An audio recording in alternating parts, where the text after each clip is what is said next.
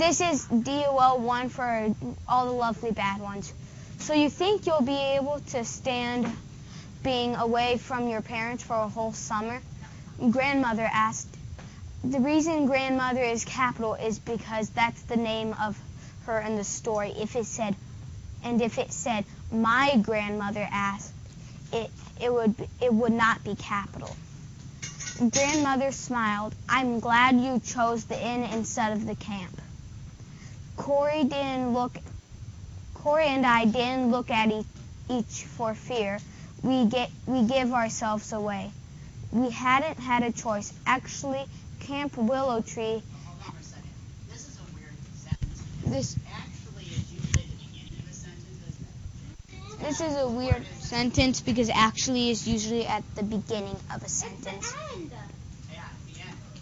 But it's at the end instead. I think actually would start at the beginning of the next one too, and it wouldn't be wrong. Do you understand that statement? Yeah. Actually would also start the beginning of the next sentence, and that wouldn't be wrong. Camp Willow Tree it shouldn't be in there. Made it very clear that neither Corey nor I was welcome to return. It seemed we failed to get into the true spirit of camp. And then there's a capital I. We'd start food fights, played hooky from evening campfire, made up rude words for the campfire song, overturned a canoe on purpose, and let the air out of the counselor's bike tires on the day we were supposed to ride 20 miles up a mountain in the pouring rain. Was it our fault the camp staff had no sense of humor? Bring me the microphone. This sentence right here. Here's Mr. Canada. This is about backstory. I found this really great quote here. It says, when Ernest Hemingway spoke about the dignity of an iceberg being due to only 1/8 of it being above the water, he was speaking about the importance of the part of a story that isn't told. Like right now, we don't know a lot about Corey and Travis because we're on page 3.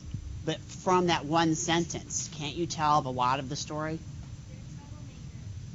And they say that later on, that they're troublemakers. Those 7/8 under the water are the ballast for a tiny bit that jumps up, glistening in the sun. More often than most, those 7/8 are almost entirely composed of the most important and sometimes overlooked facets of any tale. Right here is something my wife does when she's writing a book. The backstory is really important. Little kids make this mistake when they're writing their young author book or something.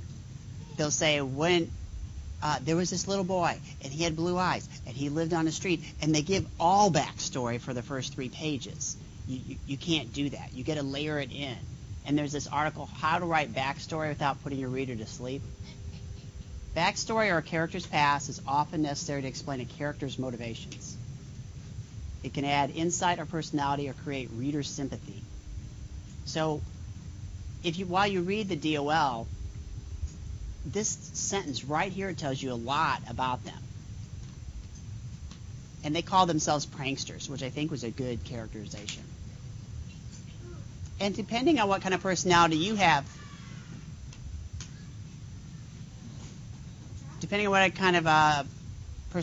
you may really think they're kind of interesting characters, or you may think they're kind of selfish. It depends on your personality, too.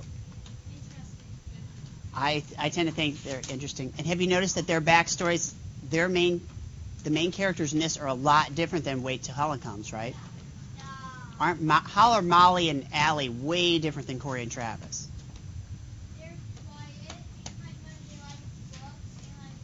They're kind of goody-goody characters, quiet like books. Okay, we'll answer some of these questions in the next one.